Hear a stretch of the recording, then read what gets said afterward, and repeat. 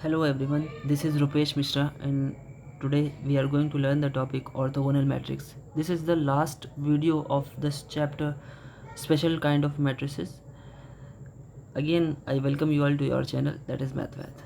चलिए स्टार्ट करते हैं कि ऑर्थोगोनल मैट्रिसेस क्या होते हैं, मैट्रिक्स में क्या प्रॉपर्टी है। तो देखिए, अगर कोई स्क्वायर मैट्रिक्स हमारे पास स्क्वायर मैट्रिक्स है, लाइक स्क्वायर मैट्रिक्स मैं ए ले लेता हूँ, ठीक है।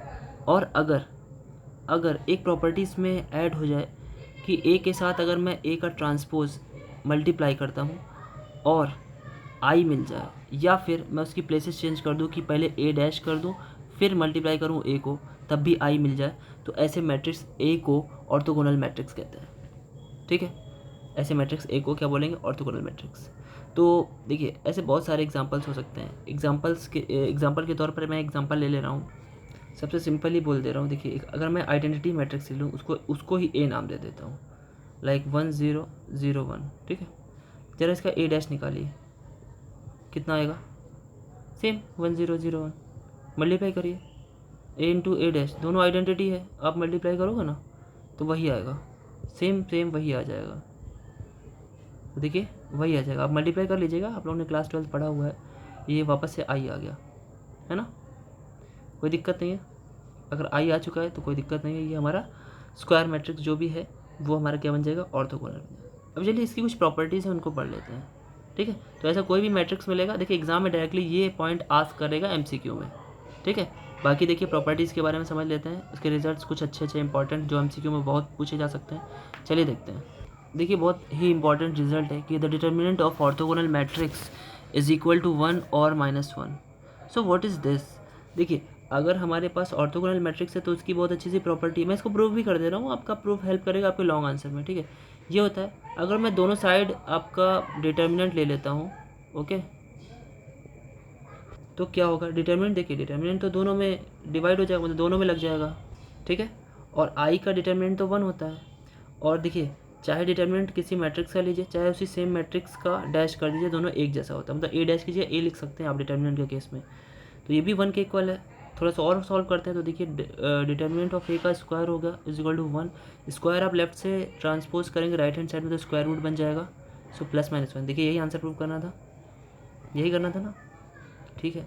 ये आपका आंसर प्रूव हो गया, और ये बहुत ही महत्वपूर्ण, बहुत ही इंपॉर्टेंट, ठीक है, वेरी वेरी इंपॉर्टेंट रिजल्ट है, इसे याद रखिएगा। चलिए रिजल्ट नंबर 2 पे चलते हैं। देखिए, बहुत इंपॉर्टेंट रिजल्ट है, अगर ए ऑर्थोगोनल है तो जो इन्वर्स होगा ए का वो ए डैश के इक्वल हो जाएगा। क्या मतलब है? देन मैं लिख दे रहा हूँ यहाँ पे, then A inverse is nothing but it is the transpose of the matrix A. कैसे होता है ये? देखिए, अगर ऑर्थोगोनल है तो A dash is equal to I होगा, एरो बना देता हूँ मैं लेफ्ट साइड जो ए लिखा है आपको उसे राइट में ट्रांसफ़र कर रहा हूँ, तो लेफ़्ट से जा रहा है तो लेफ़्ट में इन्वर्स में बन जाएगा। और आपको पता है किसी भी मैट्रिक्स के साथ आई का मल्टीप्लिकेशन कर दे कोई फ़र्क नहीं पड़ता। Then A dash is equal to A inverse, तो देखिए यही मैंने बोला था ना प्रूफ करने के। देखिए ये प्रूफ भी हो गया। इसे थोड़ा सा आप वर्ड्स के साथ लिखेंगे तो आपको ये लॉन्ग आंसर में आ जाए। अब वर्ड्स में कैसे लिखेंगे?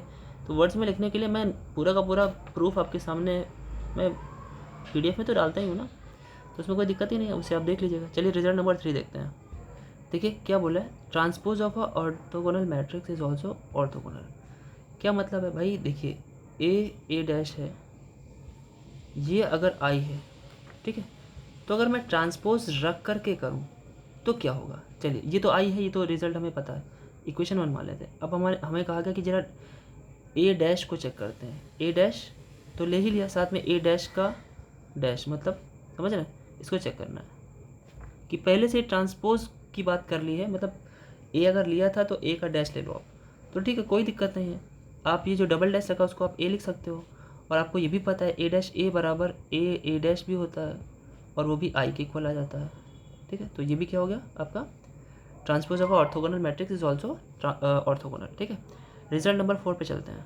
स्टूडेंट्स देखिए, ये बहुत ही इंपॉर्टेंट रिजल्ट है कि inverse of an orthogonal matrix is also orthogonal, मतलब किसी भी ऑर्थोगोनल मैट्रिक्स का आप इन्वर्स लेंगे ना तो वो भी ऑर्थोगोनल होगा। तो देखिए पहले तो हमें पता है कि ए dash is equal to I होगा क्योंकि ऑर्थोगोनल बोल रखा है।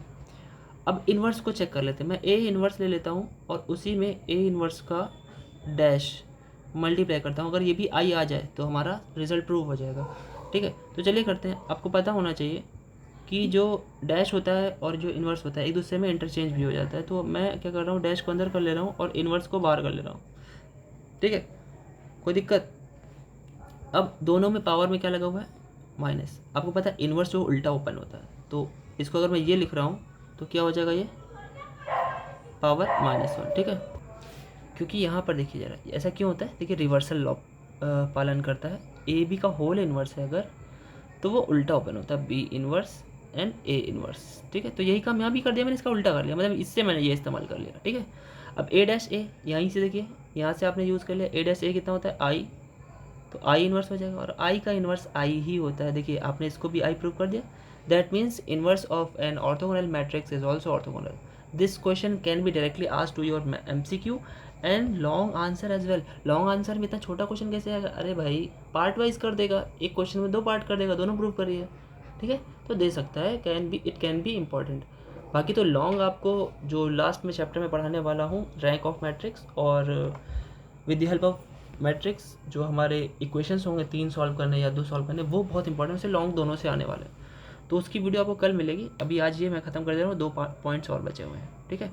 तो चलिए अगले रिजल्ट पे चलते हैं। देखिए स्टूडेंट्स, अब जो अगला टाइप है यूनिटरी मैट्रिसेस है। जैसा आपने अभी जस्ट पढ़ा, जो टाइप पढ़ा उसमें ए डैश लेकर के, ऑर्थोगोनल में ए डैश लेकर के करते, ए इंटू ए डैश।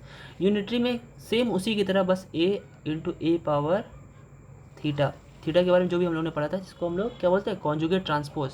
अगर वो करने पे अगर ये इज इक्वल टू आई आ जाए, या फिर इसका प्लेस चेंज कर दीजिए तो भी आई आ जाए, तो ऐसे मैट्रिसेस को क्या बोलते हैं, यूनिटरी मैट्रिसेस, ठीक है। वही सेम प्रॉपर्टी कई सारी इसमें भी होंगी। देखिए मैं रिजल्ट की तरह लिख दे रहा हूँ, ठीक है, प्रूफ में अपलोड करूँगा आपको। देखिए रिजल्ट नंबर 1 इसके केस में क्या होगा, देखिए इसका रिजल्ट नंबर 1 है कि the modulus of the determinant of a unitary matrix is unity. देखिए अगर ये हमारा यूनिटरी मैट्रिसेस है तो ये प्रॉपर्टी तो इसके अंदर होगी। अब इसका आप ले लो क्या, डिटर्मिनेंट, ठीक है, डिटर्मिनेंट ले लिया तो आई का भी डिटर्मिनेंट हो जाएगा। अब ऐसा करने के बाद क्या करेंगे, देखिए आई का डिटर्मिनेंट तो 1 होता है, और डिटर्मिनेंट 2 मल्टीप्लिकेशन में ए और ए पावर थीटा है, तो दोनों को अलग अलग लग जाएगा। देखिए क्या करते हैं, तो होगा क्या, determinant of I into determinant of A power theta is equal to I का तो 1 हो गया था, ठीक है। अब जरा बात ध्यान दीजिएगा कि जो ए पावर थीटा है उसको क्या हम ये लिख सकते हैं, ए पावर डैश और बार हो गया इज इक्वल टू 1। तो आपको पता होना चाहिए, चाहे डिटर्मिनेंट ए का निकालिए चाहे ए डैश का, बात एक ही है, कोई फ़र्क नहीं पड़ता उसे। तो इसे आप ए बार कर सकते हैं, ठीक है, ठीक है। अब एक साथ कर देता हूँ उसको मैं, ए इंटू ए बार, ठीक। और अब ध्यान सुनिए, अगर मैं मान लेता हूँ कि जो हमारा डिटर्मिनेंट ऑफ ए है, लेट कर ले रहा हूँ, वो कॉम्प्लेक्स मैट्रिक्स है, तो कॉम्प्लेक्स के रूप में इसका आंसर मान लेते आता है, तो ए बार का आंसर क्या आएगा, अल्फ़ा माइनस आई बीटा, है ना।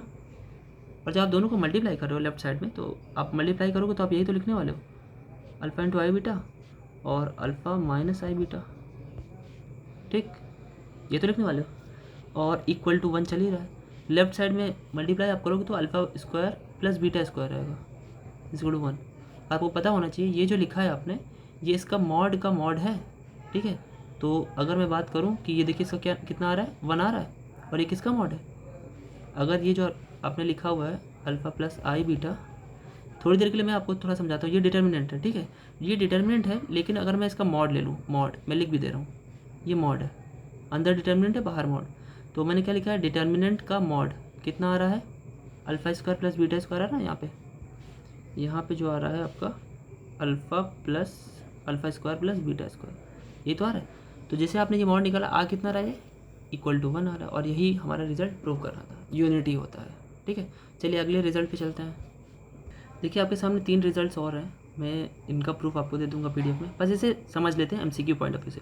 ट्रांसपोज करेंगे आप किसी यूनिटरी मैट्रिक्स का तो वो भी यूनिटरी ही आएगा, इन्वर्स करेंगे तो भी यूनिटरी बनेगा, और 2 मैट्रिक्स जो कि यूनिटरी पहले से उनका मल्टीप्लिकेशन आप करेंगे तो भी वो एक यूनिटरी मैट्रिसेस बनेगा, ठीक है। अब चलते हैं नेक्स्ट काइंड पे। वो क्या है नेक्स्ट काइंड, देखिए फ्रेंड्स, आइडेम्पोटेंट मैट्रिक्स से होता है। देखिए अगर कोई स्क्वायर मैट्रिक्स हमारे पास है और उसकी पावर आप 2 कर दें, वापस से वो वही अपना सेम पोजीशन ले ले, तो ऐसे मैट्रिसेस को आइडेम्पोटेंट मैट्रिसेस बोलते हैं। तो अब ये एग्जांपल छोटा सा मैं बता देता हूँ उसका क्या होना चाहिए। देखिए बहुत कोई बड़ा एग्जांपल नहीं है, मैं सिंपल सा एक एग्जांपल दे रहा हूँ आपको कि 1100 ले लीजिए, ठीक है, 1100 ले लीजिए, इसका आप स्क्वायर करके देख लीजिए। आप स्क्वायर कर देखिएगा, अगर आपको मल्टीप्लिकेशन नहीं आता है तो आप क्लास 11th की एक बारी वीडियो सर्च करके पढ़ लीजिएगा। अगर इसे खुद से मल्टीप्लाई करें तो देखिए क्या बनेगा, ये एलिमेंट इस पे जाएगा और ये एलिमेंट किस पे जाएगा, इस पे, तो ये आपको पता होगा मेरे ख्याल से। तो ये बनेगा वापस से 1010। देखिए था वही एलिमेंट का आप स्क्वायर कर रहे थे, वही उसी मैट्रिक्स का, और वही मैट्रिक्स आ गया। सो ऐसे काइंड के मैट्रिसेस को आइडेम्पोटेंट्स बोलते हैं, ठीक है, आइडेम्पोटेंट मैट्रिसेस बोलते हैं। अब इसमें एक बहुत ही इंपॉर्टेंट रिजल्ट है, वो मैं बताता हूँ आपको। देखिए बहुत ही इंपॉर्टेंट रिजल्ट है कि determinant of idempotent matrix is either zero और यूनिटी। कैसे, मतलब देखिए अगर ए स्क्वायर इक्वल टू ए है, ऊपर ही लिखा हुआ है, आप उसको दोनों तरफ से ले लीजिए डिटर्मिनेंट, ठीक है, ले लिया। अब जरा देखिए जो ए स्क्वायर लिखा है ना, आप इसको ये लिख सकते हैं क्या, A into A is equal to A. अब ए से ए को एक कट मत कर दीजिएगा, अब इस वाले डिटर्मिनेंट को लेफ्ट में लाइए, ठीक है, कट मत करिएगा। तो आप लेफ्ट वाले को ए स्क्वायर लिखिए और राइट वाले को लेफ्ट में ले आइए, हो गया ज़ीरो। अब एक डिटर्मिनेंट कॉमन ले लीजिए, एक डिटर्मिनेंट बचेगा, -1 बचेगा। अब -1 नहीं, कभी भी क्या बचता है, अगर ये मैट्रिक्स होता तो यहाँ पे आई लिख देते हैं 1 की जगह, लेकिन अगर ये डिटर्मिनेंट की तो वैल्यू होती है तो 1 लिख सकते हैं, ठीक है। अब क्या करेंगे, देखिए ये वैल्यू और दूसरी वैल्यू का मल्टीप्लिकेशन 0 आ रहा है, मतलब मैं कहना चाहता हूँ कि ये कोई वैल्यू होगी और ये ब्रैकेट भी कोई वैल्यू देगा, तो या तो ये इक्वल टू 0 होगा और या तो ये ब्रैकेट पूरा इक्वल टू 0 होगा। तो देखिए डिटर्मिनेंट की वैल्यू या तो 0 आ गई, और यहाँ से देखेंगे तो डिटर्मिनेंट की वैल्यू 1 आ गई। मतलब आइडेम्पोटेंट मैट्रिक्स की डिटर्मिनेंट सिर्फ और सिर्फ 0 या फिर 1 हो सकता है, इसके अलावा कुछ नहीं आ सकता है, चाहे वो आइडेम्पोटेंट कितनी भी बड़ी बड़ी वैल्यूज लेके मैट्रिक्स बनाए, कोई दिक्कत नहीं है, ठीक है। अब नेक्स्ट काइंड है आपका involutory matrix, which is none other than most important question, बल्कि ये मोस्ट इंपॉर्टेंट क्वेश्चन है, मैं इसको और नाम नहीं दे सकता। Which is what, involutory matrix. क्या है इनवॉल्यूटरी मैट्रिक्स, चलिए देखते हैं। जैसे आपने अभी पढ़ा कि जो आइडेम्पोटेंट है उसमें ए स्क्वायर इक्वल टू ए हो जाता है, इनवॉल्यूटरी में क्या होता है, ए स्क्वायर इक्वल टू आई हो जाता है, कोई बात नहीं है। इसका भी एक एग्जांपल देख लेते हैं। देखिए कैसे, एग्जांपल की बात करें अगर, तो अब बहुत सिंपल सा एक एग्जांपल ले लीजिए, 1 0 0 -1। चलिए स्क्वायर करिए इसका, खुद को खुद में मल्टीप्लाई करिए। अब मल्टीप्लिकेशन आपको आना चाहिए, ठीक है। अब जैसे मल्टीप्लाई करोगे तो देख लीजिए, पहली इस वाली पहली कॉलम को इसकी पहली रो में मल्टीप्लाई करके ऐड करेंगे आप, जैसे 1 आएगा 0 आएगा 0 आएगा 1 आएगा, तो ये किसके इक्वल आ गया, ए स्क्वायर इक्वल टू आई। सो ये मैट्रिक्स क्या था, कैसा था, इनवॉल्यूटरी था, ठीक है, कोई दिक्कत नहीं।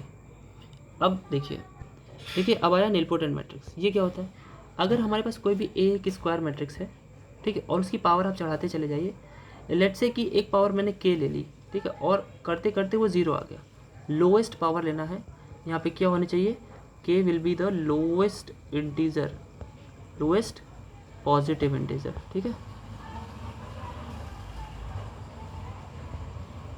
ठीक है, तो लोएस्ट पॉजिटिव इंटीजर होना चाहिए। और अगर ये लोएस्ट पॉजिटिव इंटीजर है और 0 दे देता है तो आपका ए मैट्रिक्स क्या हो जाएगा, इम्पोर्टेंट हो जाएगा, ठीक है। और जहाँ पर के क्या होगा, के वही पावर होगी जिस पर वो 0 होता है जाकर के। तो ये भी आपका डायरेक्टली क्वेश्चन पूछा जा सकता है MCQ में, लेकिन इसमें एक बात का ध्यान रखिएगा, ए पावर के अगर 0 लेकिन उससे कम की पावर 0 नहीं होनी चाहिए। कहना का ये मतलब है सीधी सी बात, के लोएस्ट पावर होनी चाहिए जिस पर वो 0 देता है, ठीक है। तो ये इसकी मेन प्रॉपर्टी है, तो इसे ध्यान रखिएगा। और हाँ, ये डायरेक्टली आस्क करेगा क्वेश्चन पेपर में।